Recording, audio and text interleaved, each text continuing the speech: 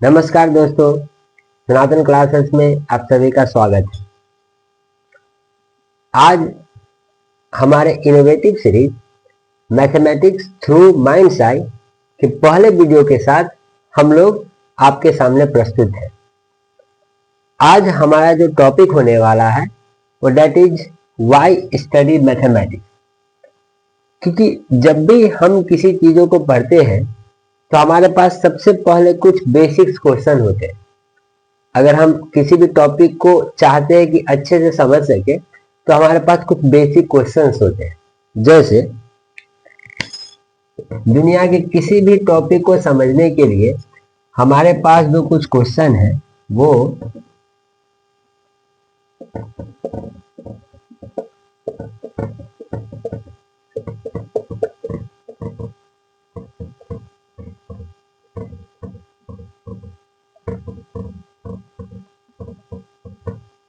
किसी भी टॉपिक को अगर हम चाहते हैं कि अच्छे से उस टॉपिक को क्लियर करें, उस टॉपिक को समझें, तो हम लोग उसके सबसे पहले 4 क्वेश्चंस को समझते हैं कि उस topic what is the topic, मतलब वो टॉपिक है क्या, वो चीज है क्या।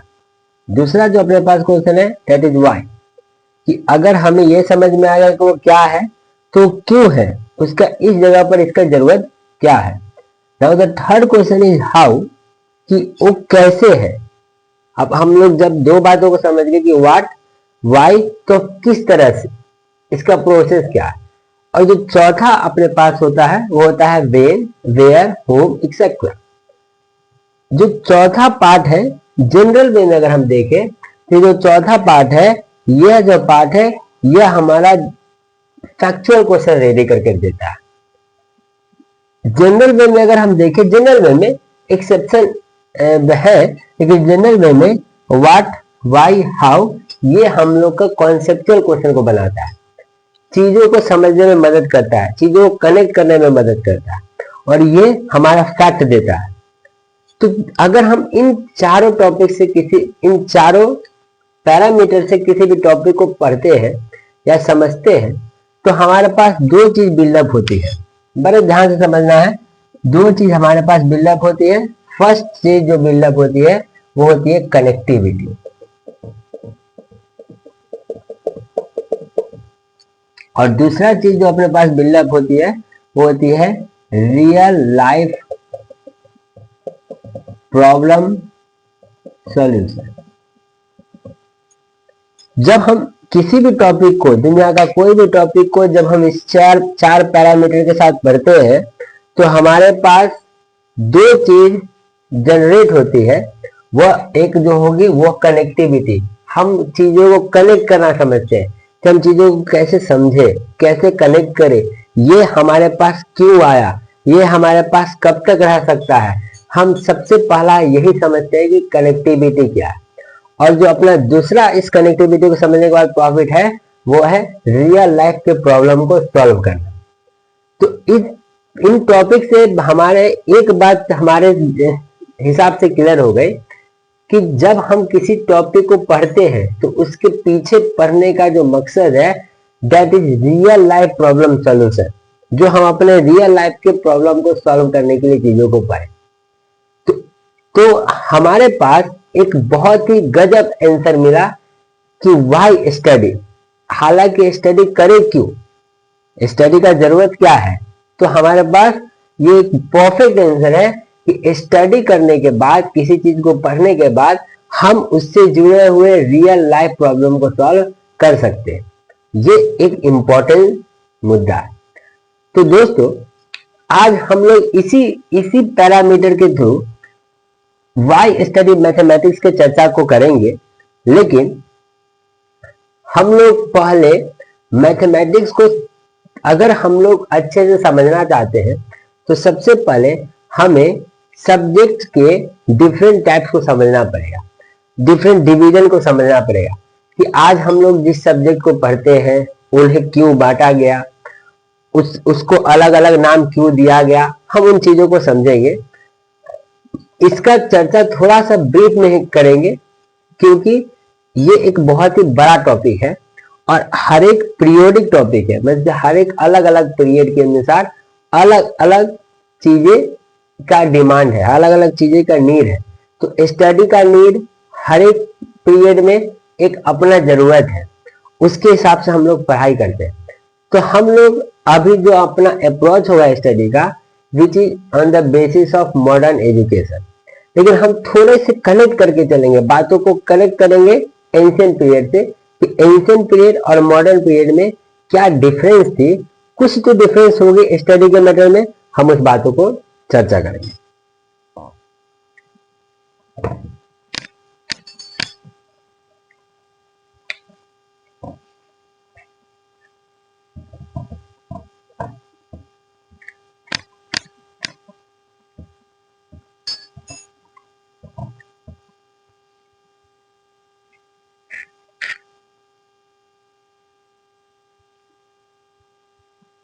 तो दोस्तों अगर हम इस वर्ल्ड को बेसिकली दो टाइप में बांटे, मतलब ब्रॉडली अगर दो टाइप में हम लोग बांटे, तो हम ऐसा बोल सकते हैं कि एक अपने पास एंशिएंट पीरियड और एक अपने पास मॉडर्न पीरियड। इसका डिवीजन थोड़ा कॉम्प्लिकेटेड है। जब हम लोग हिस्ट्री पढ़ते हैं तो डिवीजन को अच्छी तरह से पढ़ते हैं, लेकिन चूंकि हम लोग का जो मेन पर्सपेक्टिव है पढ़ने का वो स्टडी के बेसिस पर पढ़ने का है, इसलिए हम लोगों ने दो भागों में बांटा है।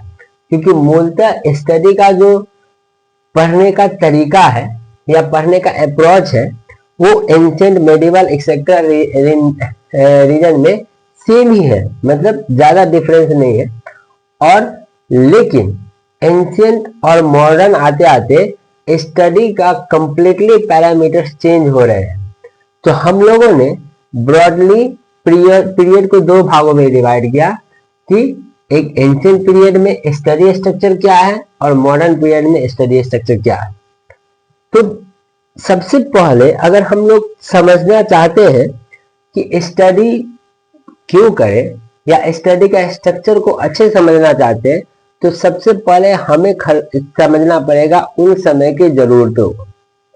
अगर हम जरूरत को एस्टेब्लिश करने में कामयाब रहे तो हम स्टडी के मूलभूत स्ट्रक्चर को समझने में कामयाब होंगे। दैट फॉर एग्जांपल कि अगर मान लें कि अपने पास बहुत सारे रिसोर्सेज हो, अपने पास एबंडेंट रिसोर्सेज है, एबंडेंट फैसिलिटी हो, तब हम बहुत ज्यादा मेहनत नहीं करेंगे कोई जॉब पाने के लिए। जनरल वे में हम लोग का ही दिखाया जाता है, कुछ एक्सेप्शनल केस है। लेकिन अगर अपने पास कुछ स्कार्सिटी हो, या तो रिसोर्सेज का हो या तो पावर का हो, तब हम लोग मेहनत करते हैं। तो दोस्तों इससे एक बात तो समझ में आती है कि जब भी हमारे पास किसी भी चीज का नेसेसिटी होती है तभी हमारे पास कोई चीज करने के लिए इन्वेंशन होता है। तो सबसे पहले हम ये देखते हैं कि एंशिएंट पीरियड में मूलभूत नेसेसिटी क्या है। मैं फिर से आप लोग को रिमाइंड कर रहा हूं कि इसका प्रॉपर डिवीजन, प्रॉपर नॉलेज हम लोग हिस्ट्री में पढ़ते हैं, हिस्ट्री के पर्सपेक्टिव से पढ़ते हैं। हम जो इस बातों को यहाँ पर रखेंगे वो बस ब्रॉडली रखेंगे, उसमें मूलभूत रखेंगे। तो कुछ बातें छूट जाए या कुछ बातें इधर उधर लगे तो आप लोग उसको कंसीडर ना करें, क्योंकि ये जो बात है मैंने ब्रॉडली रखी है, ब्रीफली रखी है। ठीक है, तो सबसे पहले हम अगर एंशिएंट पीरियड का नेसेसिटी देखते हैं तो हम ये देखते हैं कि उस समय रिसोर्सेज तो है, एंशिएंट पीरियड में रिसोर्सेज तो एबंडेंट मात्रा में है, बट हमें सबसे बड़ा प्रॉब्लम है टेक्नोलॉजी का। रिसोर्सेज होने के बावजूद हम लोग ये देखते हैं कि टेक्नोलॉजी नहीं है, तो इससे लाइफ सिक्योरिटी थोड़ी सी डिफिकल्ट है। तब तो हम लोग को लाइफ सिक्योरिटी डिफिकल्ट क्यों है? क्योंकि हार्श कंडीशन ऑफ एटमोस्फेयर। अगर हम इनिशियल फेजेस देखें एंशिएंट पीरियड का तो हम लोग देखेंगे इन्वायरमेंट का हार्श कंडीशन। तो सबसे पहला जो अपने पास होगा वो अपने लिविंग को, मतलब जिंदा रहने के तरीका को समझना होगा। मतलब हम लोग कैसे जिंदा रहे उसके बारे में चर्चा करना पड़ेगा। तो नेसेसिटी क्या पैदा हुआ? नेसेसिटी पैदा हुआ कि स्टे अलाइव,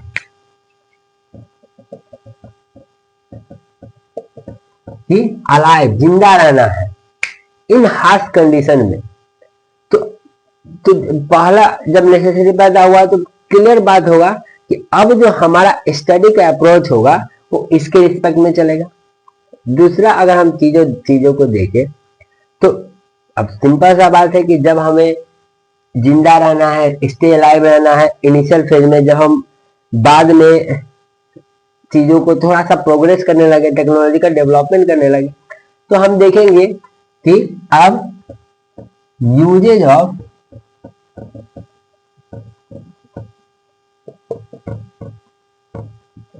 एनवायरमेंटल और we can say natural resources,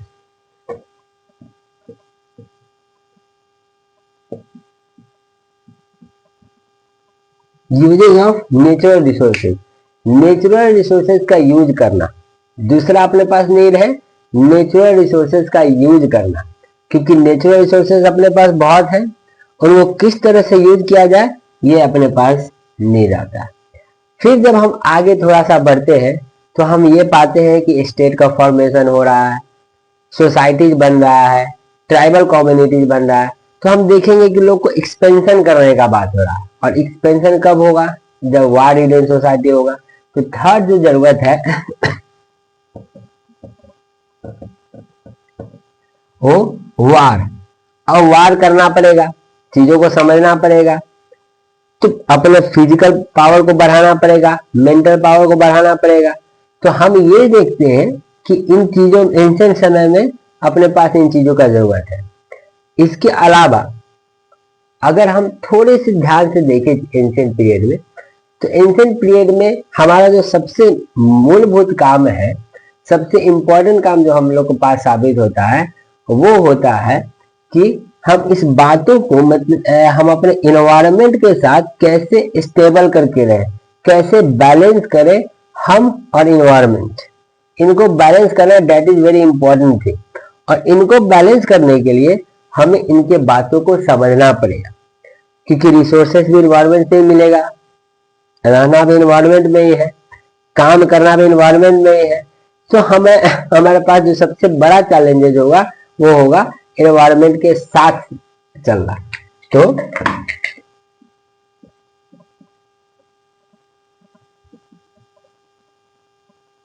stay with nature या बैलेंस विथ नेचर, ये जनरल हम लोग क्या है एंशिएंट समय का बात है। मतलब कि ये मैं कब का बात बता रहा हूं, जब देयर वाज ट्राइबल कम्युनिटीज और बिफोर दैट।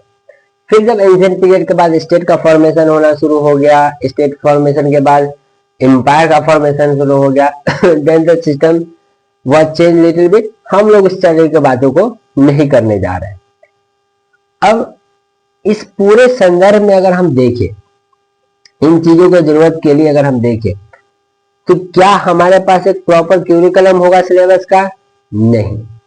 इन चीजों को समझने के लिए, इस पूरे चीज को समझने के लिए बस हमें अपने स्टडी में एक ही चीज को समझना पड़ेगा, और वो किसको समझना है? नेचर और नेचुरल एस्पेक्ट। इन चीजों पर अगर हमें पकड़ बनाना है तो बस हमें एक ही चीज को समझना है, नेचर एंड नेचुरल एस्पेक्ट्स। अगर हम इन बातों को समझ जाते हैं तो हम पूरी तरह से नेचर के साथ जा सकते हैं। तो आप देखेंगे पीछे एंशिएंट पीरियड में आप पाएंगे कि लोग नेचर के प्रति, नेचर के नॉलेज के प्रति ज्यादा विकसित थे, नेचर के बारे में ज्यादा जानते थे, नेचर के फेनोमेना को ज्यादा स्टडी करते थे, क्योंकि उनको उनके साथ चलना था।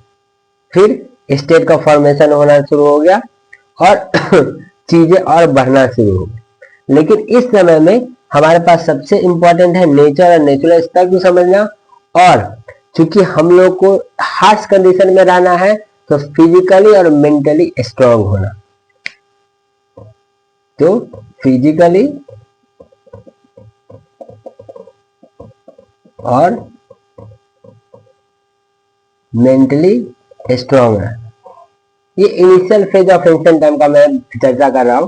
तो इन संदर्भ में यहां पर स्टडी का मतलब नेचुरल एस्पेक्ट को समझना और फिजिकल और मेंटल स्ट्रांग होना, यही हमारा स्टडी है। लेकिन ये प्री एकदम इनिशियल फेज ऑफ एंशिएंट है। लेकिन चीजें जब बढ़ी, रिसोर्सेज बढ़ी, टेक्नोलॉजिकल डेवलपमेंट होना शुरू हुआ। टेक्नोलॉजिकल डेवलपमेंट ने क्या जन्म दिया?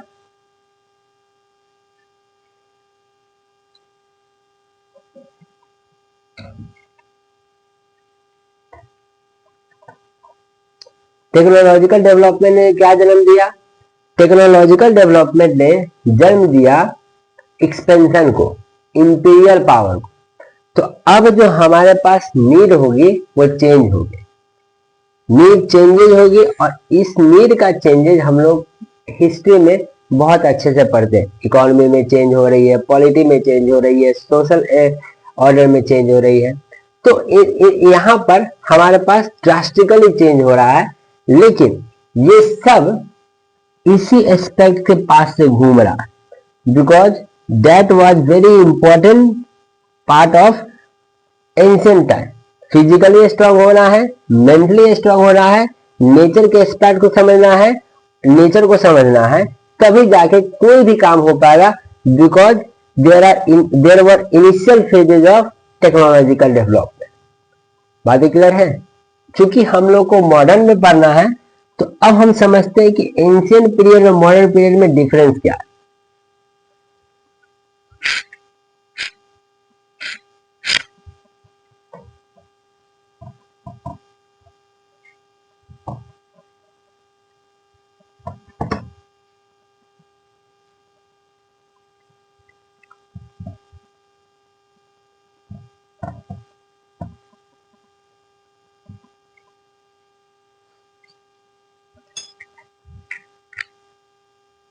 अब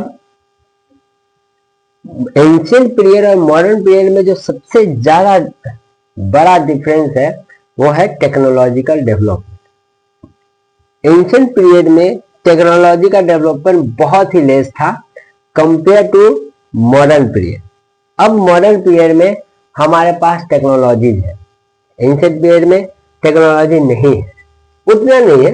ऐसा बोलना गलत है कि टेक्नोलॉजी नहीं है, लेकिन अभी जो टेक्नोलॉजिकल डेवलपमेंट है वो टेक्नोलॉजिकल डेवलपमेंट हमारे पास एंशिएंट पीरियड में नहीं है।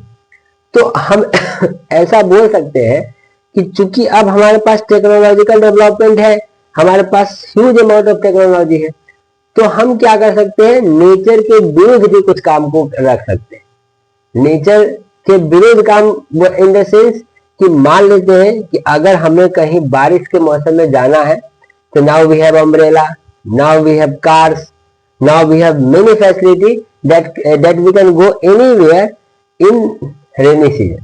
Not anywhere actually, but yes, mostly the chances is very high that you can go anywhere in rainy season also. लेकिन क्या यह पहले अवेलेबल था? यह पहले अवेलेबल नहीं था, इतना ज्यादा पहले अवेलेबल नहीं था। पहले हमको नेचर के साथ में काम करना पड़ता था, अब हम नेचर के विरुद्ध में भी काम कर सकते हैं। तो अब अपने पास डिमांड होगी वो चेंज होगी। तो सबसे पहले हमारा जो नीड है वो सबसे पहला चेंज हुआ, वो क्या हुआ? एंशिएंट पीरियड से मॉडर्न पीरियड में जो सबसे पहला नीड जो चेंज अपने पास दिखता है, वो दिखता है कि अब जो हमारा स्टडी जाएगा वो टेक्नोलॉजी के बारे में समझना। अब जो हमारा स्टडी होगा वो ज्यादातर टेक्नोलॉजी के बेस में को समझने में होगा, क्योंकि हम अब नेचर को और टक्कर देने के लिए सोचेंगे, नेचर के रिसोर्सेस को और यूज करने के बारे में सोचेंगे। तो अपना सबसे पहला जो अप्रोच होना चाहिए स्टडी का, वो होना चाहिए टेक्नोलॉजी को और से और बढ़ाना, जितना हो सके उसको बढ़ाना। नाउ दूसरा जो अपने पास नेसेसिटी होगा वो होगा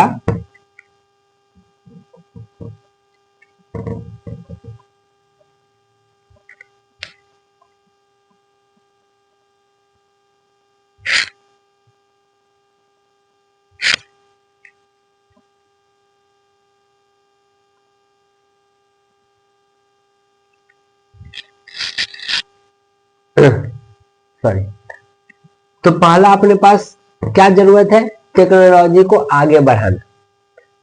दूसरा, क्योंकि अपने पास अभी स्टेबल सोसाइटी है, स्टेबल सोशल स्ट्रक्चर है, स्टेबल अगर हम देखें तो सिविलाइज सोसाइटी बोल सकते हैं।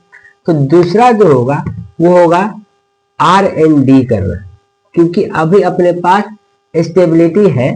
तो जब स्टेबिलिटी है तो हम R&D कर सकते हैं, रिसर्च एंड डेवलपमेंट कर सकते हैं।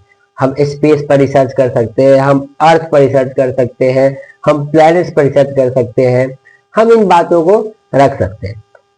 तीसरा अपने पास जो बहुत इंपॉर्टेंट चीज है, ये तो हम लोग का जनरल बेसिस पर है, लेकिन चूंकि अब हम अपने पास जो है एक सिविलाइज सोसाइटी है। अब इस सिविलाइज सोसाइटी को स्टेबल करने के लिए पॉलिटिकल ऑर्डर को मेंटेन करना, that is very important. Political order maintain करना, क्योंकि अगर पॉलिटिकल ऑर्डर मेंटेन नहीं होगा तो चीजें गिरती चली जाएगी, चीजें जिस तरह से होनी चाहिए उस तरह से नहीं होगी। तो हमारे पास जो सबसे इंपॉर्टेंट पार्ट ये भी रहेगा कि पॉलिटिकल ऑर्डर को मेंटेन करना। और चूंकि अभी के सोसाइटी का बेस इकोनॉमी है, because we have economy so that we are stable, so हम बोल सकते हैं जो अपने पास नीड होगा वो इकोनॉमी से रिलेटेड होगा। हम बोल सकते हैं इकोनॉमिक स्टेबिलिटी की जरूरत है। तो अगर हमें समझना है इन सभी चीजों को, तो अब हम चीजों को समझेंगे किसके पर्सपेक्टिव में, यहां के पर्सपेक्टिव में। टेक्नोलॉजी पर ध्यान देना है, R&D पर ध्यान देंगे, पॉलिटिकल ऑर्डर पर ध्यान देंगे, इकोनॉमिकल ऑर्डर पर ध्यान देंगे। तो अब जो पढ़ना तो वही है, पढ़ना तो नेचर को ही है, समझना तो नेचर को ही है, लेकिन रिस्पेक्ट चेंज हो रहा है। यहां किस लिए समझना था, स्टे लाइव करने के लिए, अपने एरिया को बढ़ाने के लिए, अपने मैन पावर को बढ़ाने के लिए, अपने नेचर के साथ चीजों को अच्छे से बैलेंस करके चलने के लिए। अब समझना क्यों है, टेक्नोलॉजी करने, technological development, research and development के लिए, चीजों को समझना, स्पेस को समझना, ओशन को समझना, माउंटेन को समझना, पॉलिटिकल ऑर्डर को मेंटेन करना है, इकोनॉमी को, एक्सेट्रा एक्सेट्रा एक्सेट्रा। तो अब अगर हम देखें तो चीजें बड़ी मात्रा में उभर के आई, because we have a huge dimension, we can say we have a huge domain to research. सभी चीज पर रिसर्च करना है। पहले सिर्फ स्टेबलाइज पर रिसर्च करना था, अभी सभी चीजों पर रिसर्च करना। दोस्तों मैं आपसे एक बार फिर रिक्वेस्ट कर रहा हूं कि मैंने एंशिएंट पीरियड को बहुत ही ब्रीफ में समझाया है। आप इस एंशिएंट पीरियड को अच्छे से हिस्ट्री में समझेंगे कि कैसे सोसाइटी में चेंज हुआ है। मैंने बस एक छोटा सा झलक दिया है, that is not completely correct, because there are many things that we missed in ancient history, and it is not possible to do whole thing in just a few minutes of video, because there is a proper syllabus of ancient India if you know. So we are trying only to comparative study कि ancient और modern में क्या compare करने का बात हम लोगों ने बस comparative study किया। ओके, तो हमारे पास इतना बड़ा रास्ता खुल गया, इतना बड़ा एक फील्ड खुल गया अपने पास जिस पर हम काम कर सके। तो क्या ये संभव है कि बिना क्लासिफाई किए हुए हम चीजों को पढ़ सकते हैं? It is not possible for anyone कि अगर हम बिना क्लासिफिकेशन किए चीजों को पढ़ सकते हैं। और ये भी पॉसिबल नहीं है कि एक ही आदमी सब चीजों को पढ़ सके, because now the domain has a huge expansion, huge field। अब चीजों को पढ़ने के लिए हमें सबसे पहले जरूरत पड़ेगी क्लासिफिकेशन की। तो सबसे पहले हम लोगों ने क्या किया, क्लासिफाइड किया स्टडी को। अभी हम उन्हीं क्लासिफिकेशन को समझेंगे।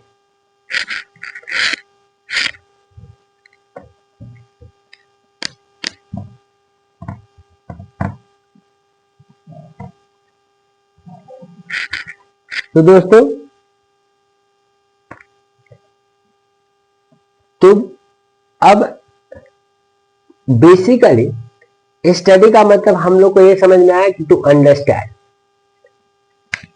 What is the mean of study? Study mean understand, चीजों को समझना। और चीजों को समझने के लिए हमें क्या करना पड़ेगा? जानना पड़ेगा, किसी चीजों को जानना पड़ेगा। और जानने के लिए हम लोग जनरल यूज करते हैं to know, but to know को हम लोग टेक्निकल वर्ड में लिखते हैं साइंस। टू नो को हम क्या लिखते हैं? टेक्निकल वर्ड में लिखते हैं साइंस। साइंस का मतलब होता है जानना। जब हम चीजों को जानते हैं हम क्या बोलते हैं? इनको क्या बोलते हैं? साइंस। तो अब साइंस का मतलब, बहुत लोगों का कंफ्यूजन है कि साइंस का मतलब फिजिक्स, केमिस्ट्री, बायो। आज ये कंफ्यूजन दिमाग से निकाल दे। साइंस का मतलब एक सिंपल मतलब होता है जानना। जब भी आप किसी भी चीज को जानेंगे, that is called science. And now we have classified the whole thing in, we have broadly classified the whole thing in two parts. कैसे? जानना तो है लेकिन दो भागों में बांटा हम लोगों ने। एक, हम लोग को नेचर के बारे में जानना है। कैसे? कि नेचर के बारे में, कि नेचर क्या है, नेचर में चीजें कैसे रहती है, नेचर का कुछ रूल्स एंड रेगुलेशन है, and that is called natural science. Sometimes we also call it as pure science. Natural science हम लोग जनरल वे में उसको बोलते हैं। नेचुरल साइंस का मतलब होगा हम लोग नेचर के बारे में जानना चाहते हैं। एंड नाउ हम लोगों ने जस्ट बात किया है कि अभी मॉडर्न सोसाइटी के अंदर में क्या है, तो पॉलिटिकल स्टेबिलिटी भी चाहिए, इकोनॉमिकल स्टेबिलिटी भी चाहिए। तो ये एक सोशल ऑर्डर क्रिएट करके देता है अलग सा। तो दूसरा ब्रांच अपने पास जो है वो है सोशल साइंस। अब हम देखिए चीजों को बड़े आराम से समझेंगे कि चीजों को सिंपली दो भागों में बांटा गया है। एक, साइंस का मतलब जानना, और साइंस को सिंपली दो भागों में बांटा गया, that is called natural science. और जो दूसरा पार्ट है वो सोशल साइंस। नेचुरल साइंस में हम लोग नेचर को समझेंगे, सोशल साइंस में हम लोग सोशल स्ट्रक्चर को समझेंगे, which is based on modern society, not ancient society. Understood? चलिए, तो अब चूंकि नेचुरल साइंस भी अपने आप में बहुत बड़ा, नेचुरल साइंस का मतलब आपके पास लिविंग्स को समझना है, नॉन लिविंग को समझना है, पेड़ पौधा को समझना है, एनिमल को समझना है, you have a huge domain. तो इसलिए नेचुरल साइंस को भी कुछ पार्ट में बांटा गया।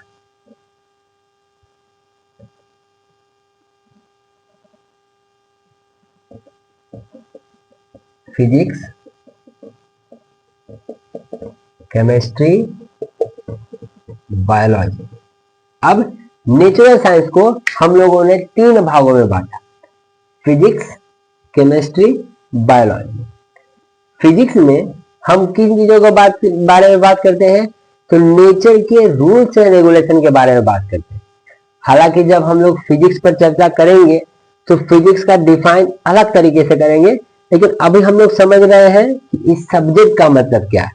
तो फिजिक्स के बारे में जब हम चर्चा करते हैं तो हम ओवरऑल नेचर के रूल्स एंड रेगुलेशन के बारे में बात करते हैं कि सन का क्या काम है, प्लैनेट का क्या काम है, अर्थ क्या है, अर्थ का कैसे रिवॉल्व करता है, अर्थ कैसे रोटेट करता है, विंड्स कैसे चलता है।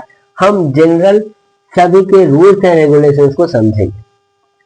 अब इस वर्ल्ड के अंदर में हम एक बहुत ही प्यारा चीज देखते हैं, मैटर।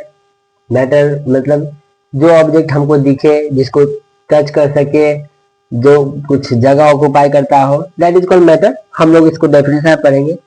तो जितना भी मैटर है ये कैसे बना है, इसका स्ट्रक्चर क्या है, इसका कंपोजिशन क्या है, इसके बारे में क्या बात करेंगे केमिस्ट्री के अंदर में। तो फिजिक्स के अंदर में हम लोग generally rules and regulation of nature के रूल एंड रेगुलेशन के बारे में बात करेंगे। केमिस्ट्री में चीजों के प्रॉपर्टी, कंपोजिशन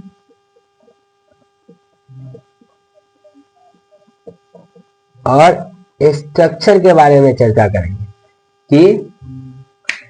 कि कोई ऑब्जेक्ट का प्रॉपर्टी क्या है, किसी ऑब्जेक्ट का कंपोजिशन कैसा है, किसी ऑब्जेक्ट का स्ट्रक्चर क्या है, उन चीजों के बारे में चर्चा करेंगे। और बायोलॉजी जो है, इनमें हम लोग पूरे लिविंग ऑर्गेनिज्म के बारे में चर्चा करेंगे कि लिविंग ऑर्गेनिज्म किस तरह से काम को करता है। तो उम्मीद है दोस्तों आपको ये बातें क्लियर कट समझ में आ रही है कि नेचुरल साइंस एक अलग तरह का साइंस है, यह साइंस का एक पार्ट है जो 3 भागों में बताया, फिजिक्स, केमिस्ट्री, बायोलॉजी। अब साइंस का दूसरा पार्ट सोशल साइंस, जिसको कि हम लोग नहीं जानने के कारण हम लोग जनरली इसको साइंस का पार्ट नहीं मानते, but it is also a part of science. Social science में हमने बेसिकली फिर से कितने भागों में बांटा चीजों को? 3 भागों में बांटा।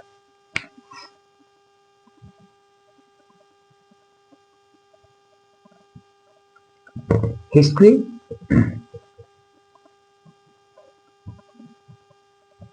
जियोग्राफी और पॉलिटी।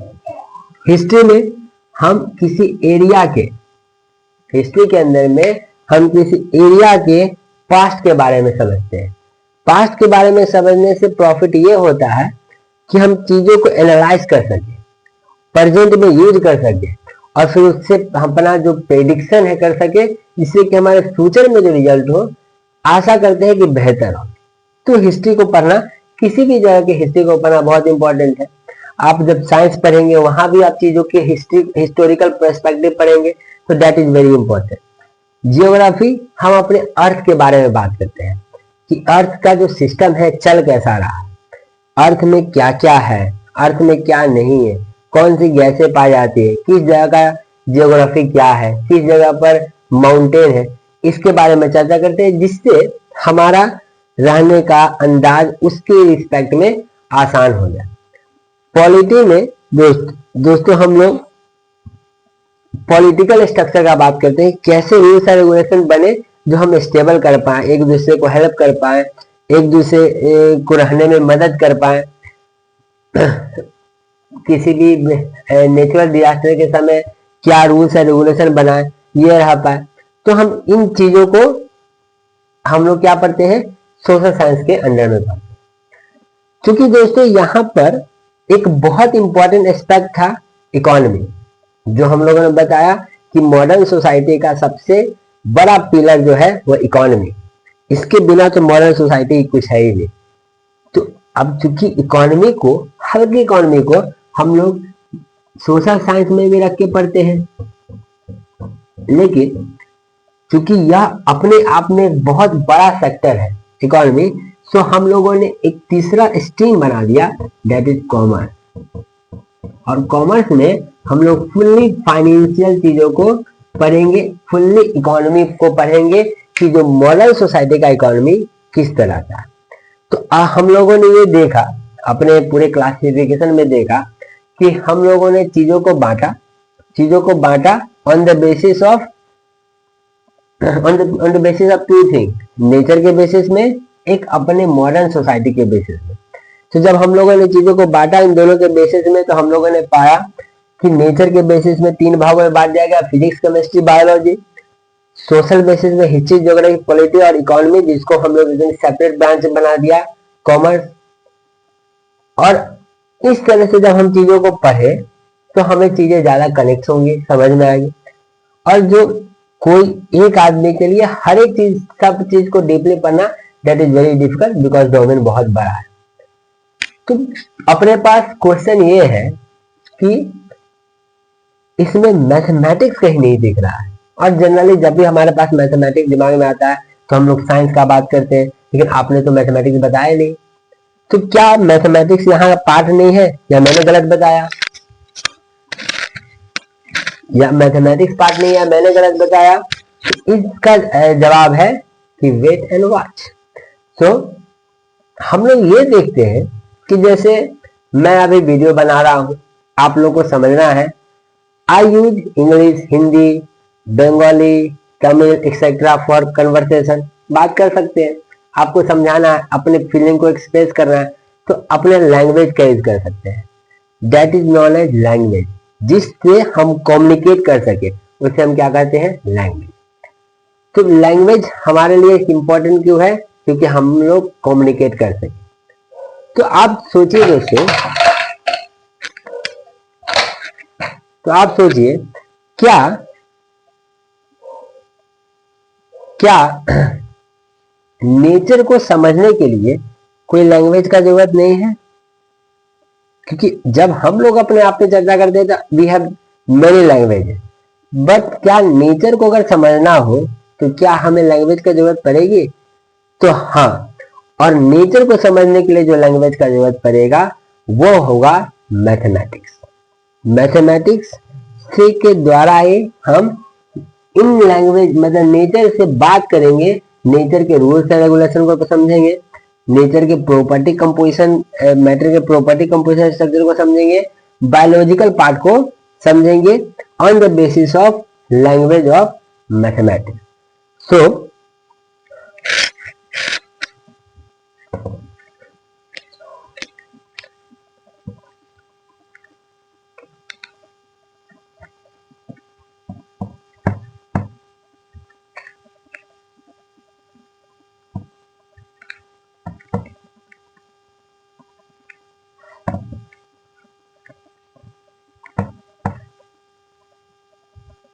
तो अपने पास लैंग्वेजेस पर हम लोग को पता है कि लैंग्वेजेस क्या है। तो अपने पास जो लैंग्वेज निकल के आता है दो तरह का, that is social language and another universal language. और जो सोशल लैंग्वेज है हम लोग वो जानते हैं उसको, इट में भी English, Hindi, French, Tamil, Bengali, many languages. लेकिन जब हम नेचर के से बात करते हैं तो we use mathematics as a language. और हम क्या करते हैं, मैथमेटिक्स को समझते हैं जिससे कि हम नेचर के बातों को अच्छे से समझ सकें। तो उम्मीद है कि आपको ये समझ में आया होगा कि मैथमेटिक्स है क्या। इस पूरे डिस्कशन से हमें ये समझ में आया होगा कि मैथमेटिक्स है क्या। अब जल्दी से ये बात समझ जाए कि क्योंकि हम लोग हमेशा जब भी मैथमेटिक्स बोलते हैं तो हम लोग के साइंस ग्रुप में आता है, that is not science, that is natural science. तो इसका मतलब है क्यों साइंस के अंदर में मैथमेटिक्स है, बिकॉज कि नेचर की बातों को किस जगह पर समझाया जा रहा है, नेचुरल साइंस में, फिजिक्स, केमिस्ट्री, कुछ हद तक बायोलॉजी में। सो अब नेचर को बातों को समझना है तो नेचुरल के पार्ट में रहेगा, इसलिए साइंस का एक पार्ट मैथमेटिक्स भी हो गया, क्योंकि मैथमेटिक्स का यूज हमारे नेचुरल फेनोमेना को दर्शाने के लिए एज ए लैंग्वेज का काम करता है। तो हम ये बोल सकते हैं कि mathematics is a language that help us to understand the rules and regulation और एनीथिंग अबाउट द नेचर। तो अब हम बातों को क्लियर कट करते हैं, बातों को कंक्लूड करते हैं इस पूरे वीडियो को।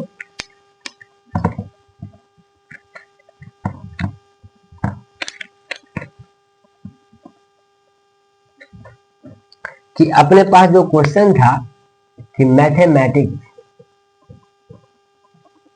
और हम लोग अब इसे जब भी पढ़ेंगे तो वही 4 पिलर पर चर्चा करेंगे।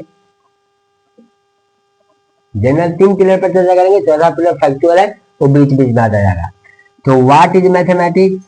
तो mathematics is a language of universe, language. तो why is mathematics? To understand nature और to understand natural science. Natural science को समझने के लिए हम क्या यूज करते हैं, मैथमेटिक्स को, because mathematics is language of nature. And how में हम लोग करते हैं, मैथमेटिक्स के रूल्स एंड रेगुलेशन को पढ़ते हैं, मैथमेटिकल रूल्स एंड रेगुलेशन। इस हाउ का ही चर्चा हम अपने पूरे एलिमेंट्री और हायर मैथमेटिक्स में करते हैं कि किस तरह से हम मैथमेटिक्स को समझे, जो हम बातों को कनेक्ट कर सके, जो हम बातों को समझ सके कि मैथमेटिक्स को कैसे यूज करके हम यूनिवर्स के चीजों को समझ सकते हैं। तो उम्मीद है कि मैं अपने बातों को एक्सप्रेस करने में सक्षम हो पाया हूं। मैंने अपने तरफ से पूरी कोशिश की है कि मैं अपने बातों को दर्शा सकूं, और चूंकि मेरा जो यह चैनल है यह इसी बेसिस पर है कि मैथमेटिक्स को हम लोग माइंड साई के थ्रू देखें, न कि मैथमेटिक्स को बोरिंग रूप में देखें जैसे हम लोग पढ़ते आ रहे हैं, plus minus, problem solving. Our intention is not to see mathematics like that. Beyond mathematics has a very vast field, and I hope that we will see after completing this series. So thank you very much, और मिलेंगे नए class, फिर से आप लोग को के साथ हम लोग जुड़ेंगे नए लेक्चर में, अगले लेक्चर में। और तब तक के लिए धन्यवाद। फिर मिलते हैं नए क्लास नए उम्मीद के साथ।